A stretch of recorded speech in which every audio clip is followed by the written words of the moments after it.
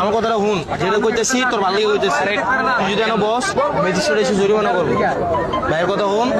এই 3 দিনের মধ্যে এখান থেকে চলে যেতে হবে। হ্যাঁ, শুনে দিই এদিকে আমার কথাটা হুন, যেটা কইতেছি তোর ভালো লাগে কইতেছি।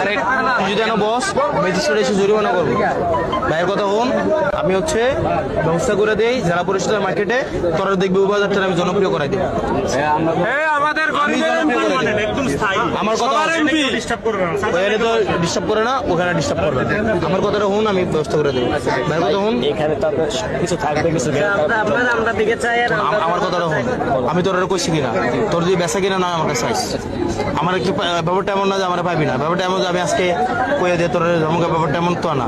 তুই যদি আসবে না বুঝতেছে না, এটা আমি দেখবো, বুঝছস? আমার ইচ্ছে বাজার ওখানে ভিতরে থাকবে আর এই জায়গা একদম ক্লিন থাকবে।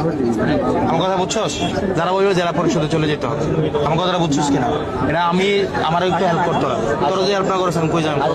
তোরা যদি হেল্প না করো সেখানে হচ্ছে তোর মুরব্বীরা তোর হেল্প করে না। আমার মানে তোরা যদি হেল্প করো আমি কইলাম তো, আমি তোর দায়িত্ব নিতেছি। আচ্ছা ঠিক আছে, ইনশাআল্লাহ আপনার পাশে আগেও আমার কথা দিচ্ছিস তো তোরা, তাহলে তোরা 3 দিনের কারণ পরে ম্যাজিস্ট্রেট আইসা দেখবি এটি লয়ে যাবো। হ্যাঁ, ম্যাজিস্ট্রেট আইসা জরিমানা করবে, এটা করবে সেটা করবে, আমার জন্য ডিফিকাল্ট হয়ে যাবে। তো আমার কথা দিচ্ছিস তো, 3 দিন